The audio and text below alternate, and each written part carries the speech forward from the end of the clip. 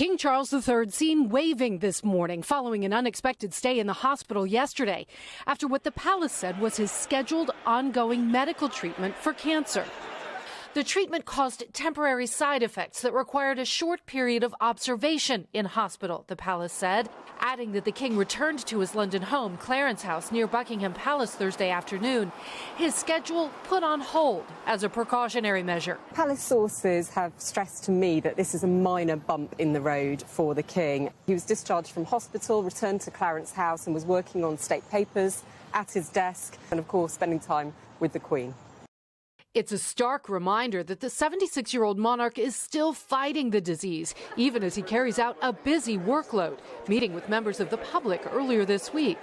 King Charles announced he was diagnosed with an undisclosed form of cancer in February of last year, in the hospital at the same time as Princess Kate, who announced her cancer diagnosis a month later. But I've had a fantastic medical team who've taken great care of me, for which I'm so grateful.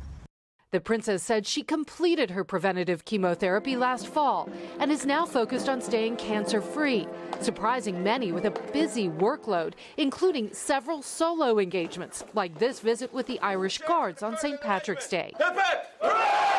The Princess of Wales is positively glowing. On the few occasions I've seen her in public recently, she really seems to have a spring in her step, and it's almost hard to remember that she was away for so long. But still no overseas trips planned for the princess, at least none that have been announced. She is still focusing on her family. As for the king, he is scheduled to go abroad next week. He's scheduled to be in Italy for a historic state visit. The palace is telling us there are no major changes to his schedule expected going forward. Savannah, Craig. Kelly Cobiella, Air Force there at Buckingham Palace. Kelly, thank you. Let's get a little bit more on the king's condition and what's next for him and the royal family. We've got NBC News royal commentator Daisy McAndrew also at Buckingham Palace this morning. Hi, Daisy. Good morning. So what struck you about this announcement? I think in many ways it was a very honest announcement. Perhaps if the king wasn't scheduled to be in Birmingham today, he had 4 events planned, maybe we wouldn't have known that there had been this bump in the road, which was the way that Buckingham Palace described it. But it has been notable throughout the king's cancer treatment that he did want to be as open as possible. But of course, he's trying to tread that fine line between being relatable and honest, but also looking like he can do the job, looking as strong as possible, not too infallible. Daisy, what's been the public reaction so far to this most recent news about the king's health? And what can you tell us about his popularity these days?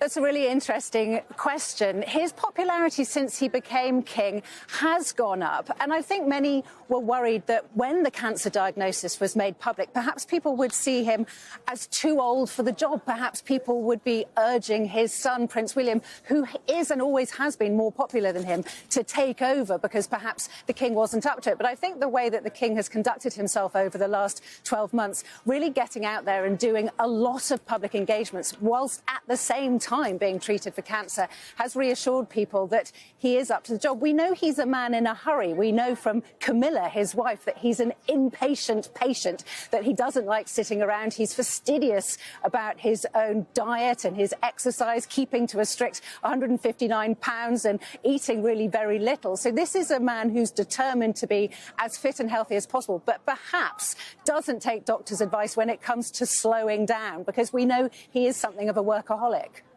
Hey, thanks for watching. And don't forget, you can catch the Today Show every morning on NBC or take Today when you're on the go. Just follow the Today podcast on Apple Podcasts, Spotify, or wherever you listen.